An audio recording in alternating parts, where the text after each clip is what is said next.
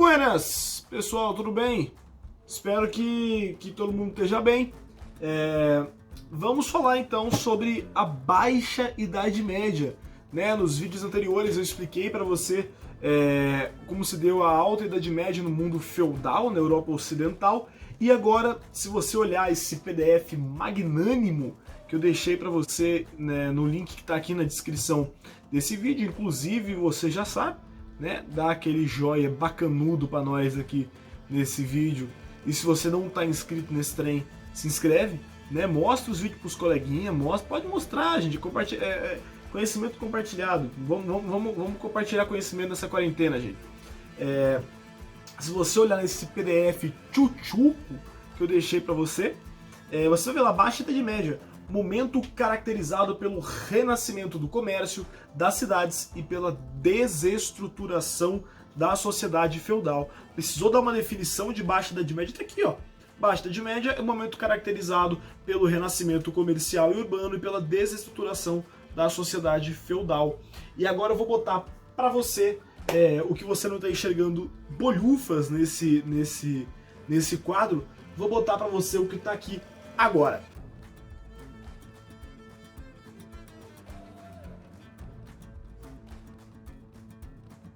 Senhores, a Baixa Idade Média é esse período que a gente caracteriza aí do século XI até o século XV, e é um momento marcado por um grande crescimento populacional. Por quê? A gente vai ter em cerca de 100 anos um aumento de 300% dessa população. E aí você me pergunta, mas Isaac, por quê? E eu digo para você, primeiramente que as epidemias que existem nessa época, epidemia não é algo novo, mas as epidemias que acontecem, elas são muito restritas, Falei pra vocês, os feudos não tem muito comércio, não tem muita ligação entre os feudos, Então meio que uma epidemia, quando ela começa no lugar, ela fica no lugar. As epidemias, elas ficam meio fechadas, certo? Por que hoje em dia, traçando um paralelo aqui pros dias atuais, em 2020, por que a Covid-19 ela se espalhou tão rápido? Porque a gente tem um fluxo intenso de pessoas, e isso facilita muito o crescimento de uma epidemia, ela virar uma pandemia, Aqui não, aqui nos feudos a epidemia ficava ali restrita. E também é uma diminuição de guerras muito forte. Com o passar do tempo, nesses anos aí, no final do século IX, ali, o século X, você tem poucas guerras. E o primordial para isso tudo, a invenção de novas técnicas agrícolas. Esses camponeses, senhoras e senhores, eles vão acabar inventando técnicas agrícolas com o passar dos anos. Eles vão acabar aperfeiçoando o seu manejo sobre a terra, até inventar novas técnicas agrícolas. E eu chamo a atenção para vocês, por exemplo, das charruas, charruas como se fossem arados, muito parecido com arados, a ferradura que aumenta ali a vida útil do casco do animal, protege o animal, os adubos, o cara percebe a fertilização da terra mais fácil com os adubos, e uma técnica que eu deixei por último porque ela é bem importante pra gente, que é o pousio, pousio, também chamado de rotação trienal, senhoras e senhores. Aquela técnica que você já deve ter ouvido falar, que para você pode parecer óbvio até, mas que para aquele momento foi revolucionário, que se percebeu com o tempo de que se plantar sempre no mesmo lugar fazia com que a terra se desgastasse e não desse mais nada. Então, olha, você pega um pedaço de terra, divide em 3, num pedaço se planta uma cultura, num pedaço se planta outra cultura, um cereal principalmente, e no outro você deixa descansando. Com o tempo você vai girando, para sempre ter um pedaço de terra descansando, e assim haver uma renovação dos nutrientes. Então, evidentemente que isso vai gerar um aumento na produção de alimentos, um aumento até excessivo, vai ter um excedente de alimentos em um determinado momento. Guarda essa informação, que daqui a pouco eu volto nela, vai ter tanta produção de alimentos em um determinado momento que vai ter até um excedente, Guarda essa informação, daqui a pouco eu volto nela. Então quer dizer, lógico que vai ter um crescimento populacional, as pessoas não tem guerra, não tem doença quase, tem comida pra caramba, aquela coisa. O pessoal não tem Netflix, Tá ali, vai ramando aquilo na mão, vai, gente, não, aumenta, a população aumenta, Vamos ver daqui 9 meses depois da quarentena pra gente ver se não vai aumentar também a população, Os quarentennials, enfim, Senhoras e senhores, enfim, o que acontece é que tem muita gente muita gente no feudo. E não tem espaço para todo mundo. E aí que de repente começa a ficar uma coisa muito desconfortável, né? Começa a ficar muita gente naquele feudo. E qual que é a atitude que esse senhor feudal toma? Ele expulsa pessoas do feudo. Ele expulsa, simplesmente expulsa. Mas peraí, né? Mas peraí, você tá me expulsando aqui do feudo, senhor feudal? O que eu faço da minha vida agora? Né? Eu só tenho aqui pra fazer. Te vira, te vira. E aí o que acontece? O que essa pessoa vai fazer? Vai roubar. Ela vai passar a invadir feudos, a praticar violência, né? A roubar, a matar, enfim. As pessoas começam, essas pessoas expulsas dos feudos, as pessoas começam a viver à margem, né? São marginalizados. Pessoas que vivem à margem dos feudos, elas passam a se tornar uma ameaça para a estabilidade da sociedade feudal, senhoras e senhores. Putz, tem muita gente fora, porque isso não acontece em um feudo, acontece em vários, né? É preciso tomar alguma atitude para resolver esta situação. E olha que belezinha, senhoras e senhores. É bem o momento em que o Papa Urbano II, Papa Urbano II, né? Papa Urbano II vai conclamar as chamadas cruzadas, senhoras e senhores. Cruzadas. Ora, você sabe, nós estamos no mesmo momento em que está uma expansão islâmica muito forte. Nós falamos aí há um tempo atrás, algumas aulas para trás aí, né? Uma expansão islâmica muito forte. E o que acontece? Os mouros, né, como os cristãos chamavam os islâmicos, os mouros, os muçulmanos, tomaram a cidade de Jerusalém, uma cidade sagrada, né, importante para as três grandes religiões monoteístas, né? Mas, então, se é importante para as três, é muito importante para o cristianismo. E é o momento que o Papa tem um interesse religioso muito forte, né? Ele conclama as cruzadas. E o que seriam as cruzadas? Expedições de caráter religioso, evidentemente, mas de caráter militar. É extremamente militarizado, né? É uma expedição militar, evidentemente. Aí para o Oriente para reconquistar Jerusalém. O que são as cruzadas? As cruzadas são expedições militares com destino a Jerusalém, certo? E quais são os interesses das cruzadas? Eu divido aí para vocês em três interesses. O interesse religioso, já falei, reconquistar a cidade sagrada de Jerusalém, que havia sido tomada pelos muçulmanos. Demorou? De boinha? E os interesses sociopolíticos? Meu amigo, conquistar terras para o Oriente. Conquistar terra para o Oriente faz com que o quê? Tenha lugar para pessoas morarem. A gente pode tirar essas pessoas que estão aqui causando tumultos, né, que viraram uma ameaça para nossa estabilidade, levar essas pessoas para morarem para lá, né? Então é para resolver essa instabilidade do excesso populacional, né, naquele momento. De boinha, tranquilidade até aí. Mas Isaac, todo mundo ia assim de boa pra cruzada, né? Claro que não. Inclusive, por que esse nome cruzada, né? E por que quem participa das cruzadas era chamado de cruzado? Porque eles iam com uma cruz, né? Você pode ver também nessa super imagem do PDF que eu deixei pra você. Eles iam portando a cruz, porque eles estão defendendo a sua religião cristã. Né? Então tem uma noção aí de que... Por que essas guerras são tão violentas? Né? Porque tanto muçulmanos quanto cristãos, eles acreditam que estão lutando em nome do seu Deus, né? E estão fazendo certo, estão lutando em nome da religião certa, né? É mais uma guerra religiosa que, né, quando a gente para analisar, não faz sentido nenhum ao longo da história. Mas enfim, senhoras e senhores, falei de interesses religiosos, interesses sociopolíticos e, por último, interesses econômicos. Por que interesses econômicos? Olha, as cruzadas dão certo, Isaac, né? O aluno gosta muito de perguntar se dá certo, né? Sei lá o que é dar certo, né? Deu certo, Isaac? Eu não sei o que é dar certo. Foram 8 grandes expedições, né? Alguns consideram 9, até mais, tem uns que consideram 11, 12 expedições, mas no geral os historiadores acreditam majoritariamente que foram 8, né? A 9ª seria parte da 8ª, enfim, vamos fechar com o número de 8, né? 8 grandes expedições, e só a primeira tem vitória dos cristãos, né? No resto eles tomam um pau dos muçulmanos. Pode pôr na prova toma um pau dos muçulmanos? Claro que não, você sabe que não, né? Mas são vitórias dos muçulmanos. Pô, Isaac, então não prestou pra nada? Claro que não, senhoras e senhores. Não tem essa ideia de que não prestou pra nada, porque prestou, né? Tem consequências importantíssimas as cruzadas pra gente. Para começar, um intercâmbio entre o Ocidente e o Oriente. Começa a acontecer um intercâmbio cultural entre o Ocidente e o Oriente. E muita cultura greco-romana que ficou esquecida, por assim dizer, no Ocidente, né? Muita cultura greco-romana que ficava muito restrita ali aos padres, né, por assim dizer. Vale lembrar, né, com a fragmentação do Império Romano em dois, o Império Romano do Ocidente e do Oriente, né, o Império Romano do Oriente manteve a língua grega e o Império Romano do Ocidente manteve a língua latina, né? Inclusive por isso que os idiomas que vão surgir ali com a formação dos estados nacionais, que a gente vai falar mais pra frente, são idiomas latinos, né, que derivam do latim, mas isso é uma conversa para outro momento.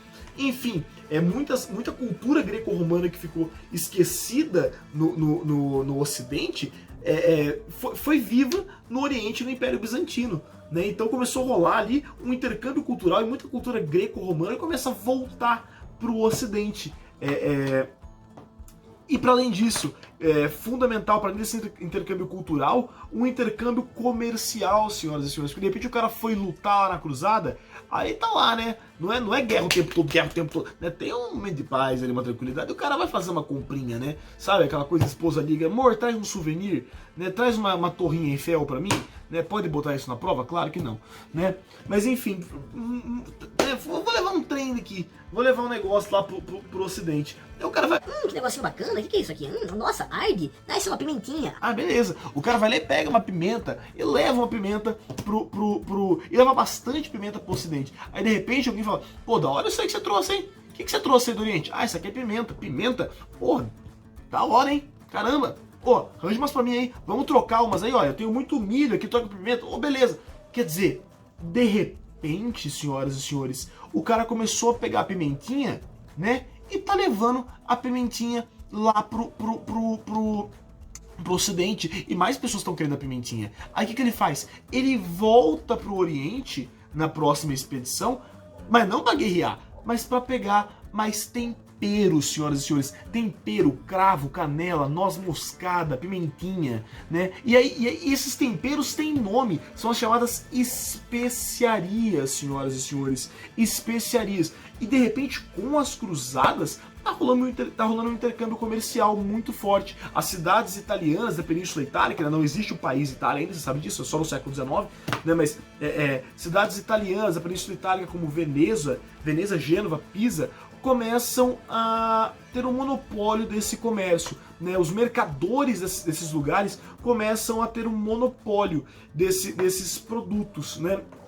E de repente, vários mercadores estão voltando de lá, e é interessante porque tá ressurgindo rota comercial, né? Durante a Alta Idade Média, essas rotas comerciais que existiam ali pelo mar Mediterrâneo, elas se extinguiram, né? Basicamente, você não tem comércio com daqueles feudos com outras regiões da Europa, com a Ásia, com a África, né? E agora tá ressurgindo isso com o advento das cruzadas, né? E de repente não é um só mercador, tem um, tem dois, tem três, tem quatro, tem cinco, tem seis, tem um monte de mercador, e eles passam a montar um mercadinho para vender as suas coisas. Mas não um mercado que vai durar para sempre, um mercado temporário. São as chamadas feiras. Você conhece, né? Você lembra do tempo que você podia sair da sua casa, que você era feliz, que você tinha sonhos, né? O período conhecido como um mês e meio atrás, né? Quando você podia ir na rua sem medo, né? Mas enfim, né? Você já viu uma feira, né? Você já viu uma feira. Que são as feiras nesse momento? Feiras são mercados temporários, onde muitos mercadores vão vender esses produtos vindos do Oriente, né? E lembra que eu te falei que muitos feudos começam a ter excedente de produção, né? Muitos senhores feudais começam a mandar camponeses ou camponeses de sua confiança para ir para essas feiras para vender produtos, para vender o excedente da produção, para ir trocar, né? Não necessariamente vender com moeda, né? Mas aí para ir trocar, senhoras e senhores. Ó, a troca que eu falei para você, lembra disso? Né? Quer dizer, tá começando a rolar troca, galera. Tá começando a voltar ao comércio. Aquele comércio que ficou parado por muito tempo tá voltando, né? Nós temos feiras muito fortes na região de Flandres, na região de Champagne, né? E as feiras são locais de sociabilidade, né? É nas feiras que as pessoas começam a ir nas feiras para fazer trocas, para fazer comércio, e de repente, cara, Tem apresentações musicais nessas feiras, né? É lugar para você conversar com seus amigos, né? É o Shoppes da época, né? Pode botar na prova que é Shoppes da época, pode botar que é o Iguatemi da época, claro que não, feio, né? Mas é um espaço de sociabilidade. E para além disso, né, mercadores de várias cidades começam a se unir para delimitar preços, para delimitar padrões, para se organizar, né? E isso são as chamadas ligas, né? Ligas são associações aí de mercadores para definir preços, para padronizar produtos, né? Para um não passar a perna no outro, e assim vai. A mais famosa das ligas, a Liga Hanseática, né? Também chama atenção para o surgimento das chamadas guildas, né? Guildas ou corporações de ofícios. Olha, eu vou falar um negócio para você que você não vai escrever na prova, mas nem a pau, né? Nem que alguém ligue para você e fale assim: ô, sequestramos o seu cachorro, nós vamos matar ele se você não escrever isso na prova. Putz, pede desculpa pro cachorro. Senhores, as corporações de ofício, as guildas, são... Não escreve isso jamais na prova, hein? Pra você entender, tá? Mas não escreve jamais. São como se fossem sindicatos da época, né? São grupos de trabalhadores de determinada associação, né? de determinado trabalho. Por exemplo, os artesãos, né? O mais importante pra gente. Os artesãos que se reúnem ali para também determinar algumas coisas relativas ao seu trabalho, né? Como se fosse estabelecer normas ali do seu trabalho. Dentro dessas corporações de ofício também tinha um trabalho muito forte de aprendizado, né? Então é muito comum você ter, por exemplo, o mestre e o aprendiz. Falei dos artesãos, né? Você tem ali o mestre artesão e o aprendiz dentro dessas corporações de ofício. Quer dizer, senhoras e senhores, rolou aí um baita renascimento comercial. E aquela coisa, rolou o renascimento comercial, de repente, muitas pessoinhas vão batendo de porta em porta nos feudos para vender os seus produtos. Vão batendo de porta em porta, e alguns mercadores passam a perceber que é mais interessante para eles, ao invés de bater de porta em porta, olha, tem um feudo ali, tem um feudo aqui, tem um feudo aqui, tem um feudo aqui, ao invés de eu ir de porta em porta, vamos estabelecer entre eles, né, criar um lugarzinho ali entre eles para vender os produtos. São os chamados burgos, senhoras e senhores. Burgos. Os burgos já são mercados fixos, certo? São locais para se praticar o comércio fixos, ao contrário das feiras que eram temporários. E esses burgos vão dar origem às vilas, pequenas vilas, porque olha, né, quem que mora nos burgos? São chamados burgueses, né? Esses burgueses começam a morar ali, né? E de repente uma pessoa ou outra começa a escapar do domínio do senhor feudal. Tome cuidado, né? Não é a noção de burguesia como algo de gente rica, é algo que a gente tem hoje, né? Mas naquele momento ainda era uma coisa muito burguesa, era todo mundo que morava no burgo, inclusive muitos mendigos. Eu falei, muita gente foge do domínio do senhor feudal para ir para lá, mas não consegue fazer nada, não consegue vender nada, acaba virando mendigo, vivendo nas ruas. Mas enfim, muita gente começa a se mudar para lá, esses burgos vão crescendo e vão virando vilas, e essas vilas vão virando cidades, senhoras e senhores. Ora, e se eu tô vendendo para cada lugar uma coisa, né, com o passar do tempo vai surgir moeda de volta, a moeda vai ressurgir, quer dizer, de repente as trocas comerciais que existiam naquele momento, putz, eu tenho aqui para vender a pimentinha, você troca por milho? Pô, eu não quero milho, né? Pô, moeda, né? Aos poucos as moedas vão voltar a ser cunhadas, né? Principalmente as moedas de prata, né? Mais do que as de ouro mesmo.